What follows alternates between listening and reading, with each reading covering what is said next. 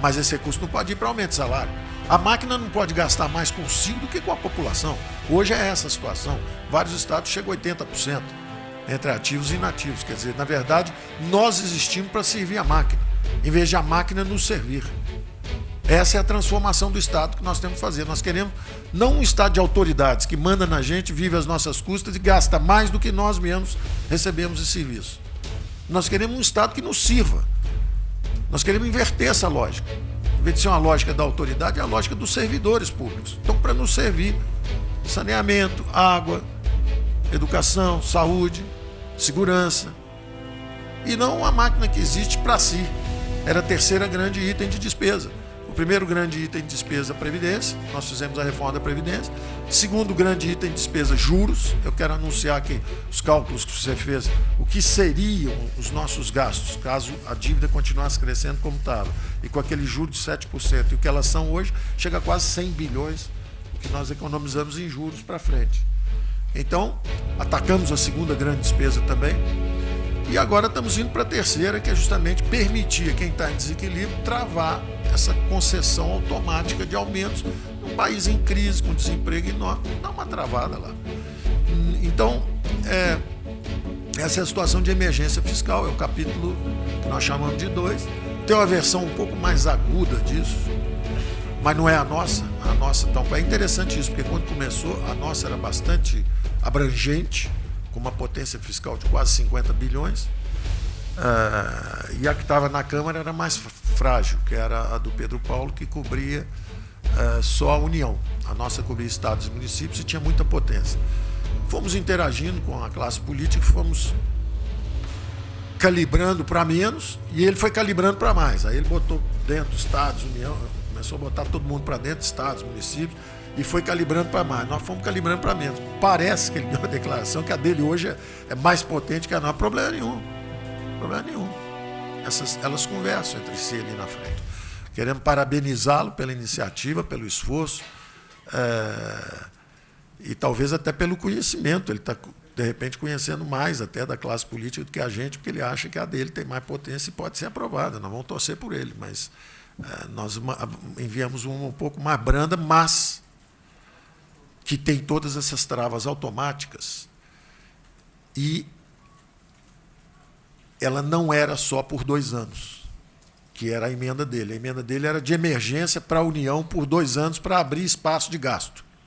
Por 2 anos, quebrando um pouco essas despesas discricionárias que subiam sem controle. Então, para atender a regra de ouro, ele quebra um pouco isso e nos permitir aí ter um espaço de gasto por 2 anos. O nosso não é isso. O nosso é a criação de um marco institucional para 100 anos. O projeto de lei das privatizações. Então, esse é o processamento político, é a forma como as lideranças políticas, em conversa conosco, sugeriram o fatiamento e o encaminhamento dessas reformas. Mas há uma lógica econômica por trás que é integradora de tudo isso. Então, eu vou abordar a lógica integradora, que aí depois vocês podem perguntar detalhes em cada uma dessas dimensões. Então, a primeira, como eu disse, é a criação desse marco jurídico, desse marco, na verdade, institucional. Existe um comitê histórico na estabilidade monetária brasileira, que é o Copom.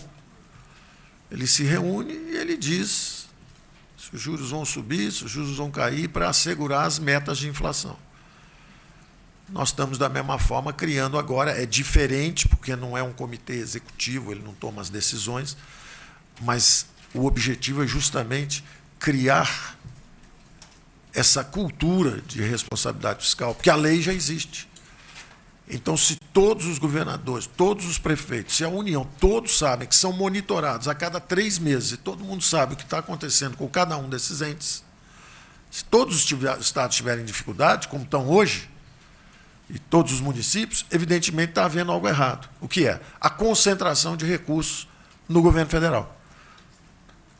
Estados e municípios estão quebrados, porque a ordem política fechada manteve a concentração de recursos E já temos 30 anos de democracia e não descentralizamos os recursos. Não descentralizamos os recursos, pelo menos não na intensidade desejada. É verdade que parte das políticas públicas já é atendida de forma descentralizada, quando você tem um SUS.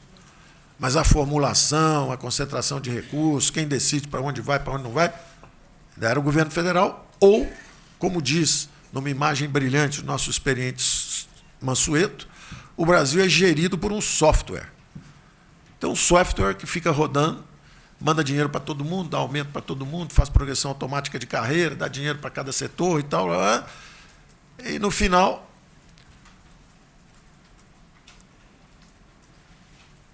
a classe política foi esvaziada de suas atribuições e responsabilidades. E fica a população na rua roncando. O ronco da rua é o seguinte: o que é que eles estão fazendo lá? O que é que estão fazendo? O que é que a classe política está fazendo? Porque ela tem que assumir a responsabilidade pelos orçamentos públicos. Alguém que é eleito governador é responsável pelas finanças desse estado. Quem é eleito prefeito é responsável pelas finanças daquele município. Agora, tem que ter os recursos e tem que ter a capacidade de execução. Daí a nossa ideia dos 3Ds, de descarimbar. Na verdade, eu usei a expressão desobrigar, desvincular e desindexar os gastos.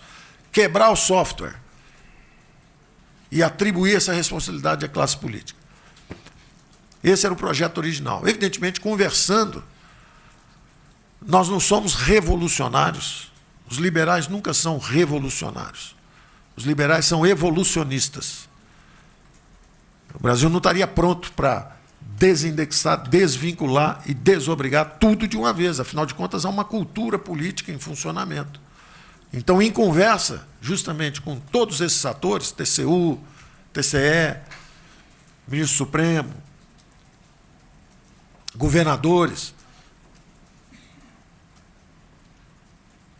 nós estamos criando essa agenda de discussão, que é a agenda da transformação do Estado brasileiro. Então, esse primeiro capítulo é o capítulo exatamente que trata da criação desse fórum, que é esse Conselho Fiscal da República, para que haja esse exame e ele tem, inclusive, as ferramentas para a correção dos desequilíbrios.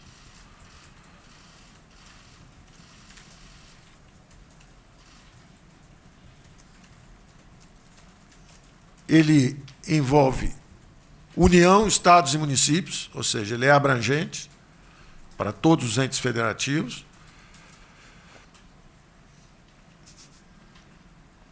Ele dispõe sobre mecanismos voluntários de ajuste. Um governador, e eu vou dar exemplos específicos para as pessoas entenderem exatamente do que nós estamos falando. O governador Caiado assumiu, dia 1º de janeiro, ele sabia que o Estado estava mal. O governador Zema assumiu, primeiro dia ele sabia que o Estado estava mal. O governador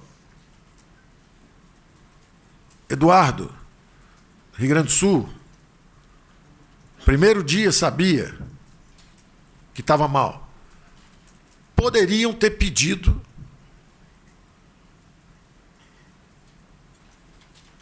a declaração do estado de emergência fiscal. Estou em emergência fiscal, estou quebrado. Não é o shutdown americano que para de pagar tudo. Ao contrário. Ele só evita o aprofundamento do desequilíbrio. Como é que um Estado está quebrado vai dar aumentos automáticos para funcionários? Como é que um Estado está quebrado vai reajustar salários, benefícios, tudo? Então, ele precisa da declaração de que ele está em estado de emergência. Quando ele pede socorro, ele fala, olha, estou em estado de emergência fiscal. Ele ganha esse direito. Ele pode interromper esses reajustes por um certo tempo. Naturalmente, aí entra o TCU para ver se o antigo governador do estado de Minas Gerais quebrou Minas Gerais e o TCE disse que estava tudo bem e avalizou as contas. O novo governador Zema entra e fala assim, para a festa, trava tudo, não posso dar ajuste, o Estado está quebrado. Estou devendo fornecedores, estou atrasado 3 meses de salários, para tudo.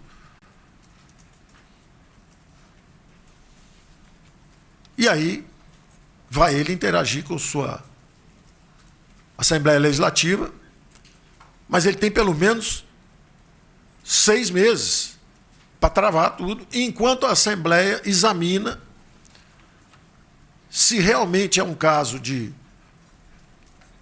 emergência fiscal ou não. Ora, um governador que vai pedir socorro, pede para travar tudo, e não estava em emergência fiscal, cá para nós não devia ser político, nós não ia nem ganhar a eleição. Né?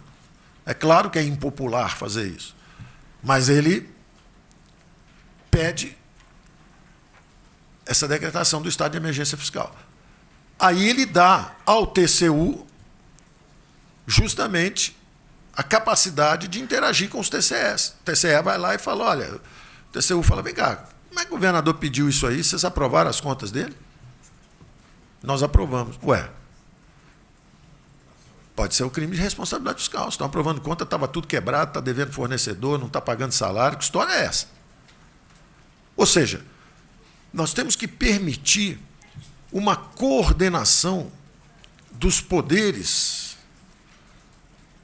de forma que possam cooperar para garantir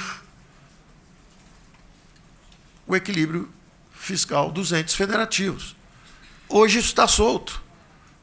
Um quebra o Estado, o outro quebra outro Estado, quem entra pega uma herança maldita, não tem como ajustar, não tem instrumento, não tem ferramenta, não tem nada. Então nós estamos criando essa ferramenta, essa capacidade de decretar o estado de emergência fiscal. Aí depois ele vai conversar com a Assembleia dele. Aí, pessoal, examine isso aí, porque ó, o TCU está vindo aqui, quebraram tudo. O que vocês acham? Se a Assembleia quiser levantar o estado de emergência fiscal, a responsabilidade da Assembleia. Ela vem e fala, não, não tem nada, eu não vi nada. Bom, eles estão assinando embaixo que eles estão subscrevendo a irresponsabilidade fiscal. Ou eles apoiam esse saneamento fiscal que está sendo tentado. Esse é o estado de emergência fiscal. Agora, pode ser que um governador não queira decretar isso. Não tem problema, vida que segue para ele. Só que lá na frente ele dispara travas automáticas para acabar com a festa dele. Se ele não tem coragem política de enfrentar o problema de frente, se ele está achando que ele pode ser irresponsável, talvez como o governador anterior, e vai empurrar essa bola para frente para gerações futuras e entregar um Estado quebrado, Estados empobrecem. Não são só os países. Minas Gerais é do tamanho da França. Você pode destruir uma população de milhões de brasileiros que vivem lá, justamente por irresponsabilidade fiscal. Então, nós não podemos assistir isso passivamente. Nós temos que criar um ambiente que melhore a coordenação entre os diversos poderes, que eles possam conversar e mantendo a hierarquia entre os entes federativos, pelo menos ajudar a solução. Então é mantida a hierarquia. Quem decide se pede socorro ou não é o governador.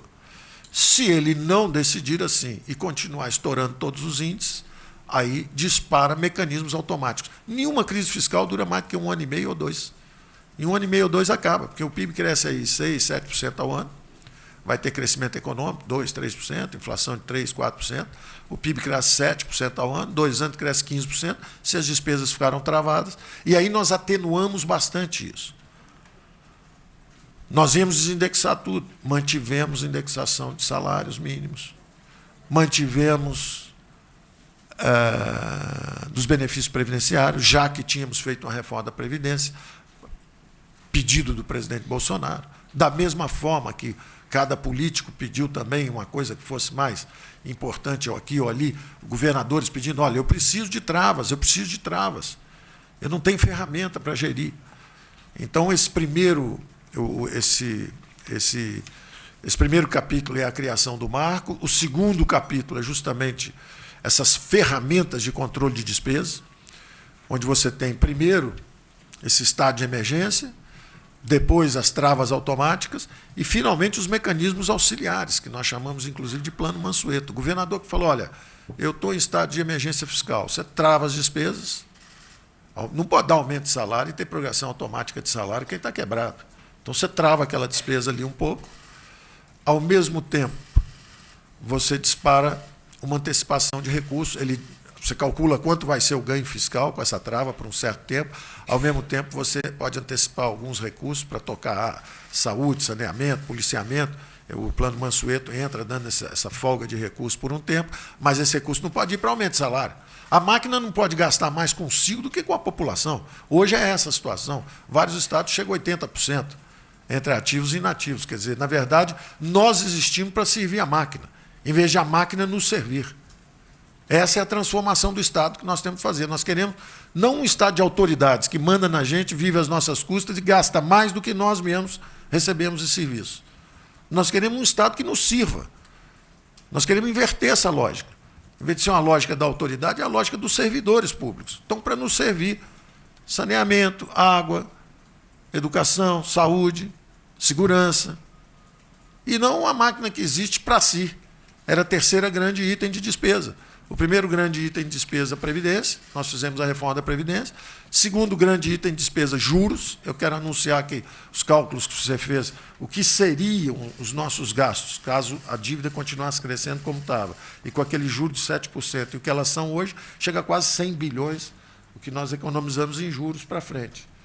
Então, atacamos a segunda grande despesa também, e agora estamos indo para a terceira, que é justamente permitir a quem está em desequilíbrio travar essa concessão automática de aumentos num país em crise, com desemprego enorme, dá uma travada lá. Então, essa é a situação de emergência fiscal, é o capítulo que nós chamamos de 2. Tem uma versão um pouco mais aguda disso, mas não é a nossa. A nossa tampouco. É interessante isso, porque quando começou, a nossa era bastante abrangente, com uma potência fiscal de quase 50 bilhões, e a que estava na Câmara era mais frágil, que era a do Pedro Paulo, que cobria só a União. A nossa cobria estados e municípios e tinha muita potência. Fomos interagindo com a classe política, fomos calibrando para menos, e ele foi calibrando para mais. Aí ele botou dentro estados, União, começou a botar todo mundo para dentro, estados, municípios, e foi calibrando para mais. Nós fomos calibrando para menos. Parece que ele deu uma declaração que a dele hoje é mais potente que a nossa. Problema nenhum. Problema nenhum. Elas conversam entre si ali na frente. Queremos parabenizá-lo pela iniciativa, pelo esforço, e talvez até pelo conhecimento. Ele está, de repente, conhecendo mais até da classe política do que a gente, porque ele acha que a dele tem mais potência e pode ser aprovada. Nós vamos torcer por ele, mas nós enviamos uma um pouco mais branda, mas que tem todas essas travas automáticas, e ela não era só por 2 anos, que era a emenda dele. A emenda dele era de emergência para a União por 2 anos, para abrir espaço de gasto. Por 2 anos, quebrando um pouco essas despesas discricionárias que subiam sem controle. Então, para atender a regra de ouro, ele quebra um pouco isso e nos permitir aí ter um espaço de gasto por 2 anos. O nosso não é isso. O nosso é a criação de um marco institucional para 100 anos.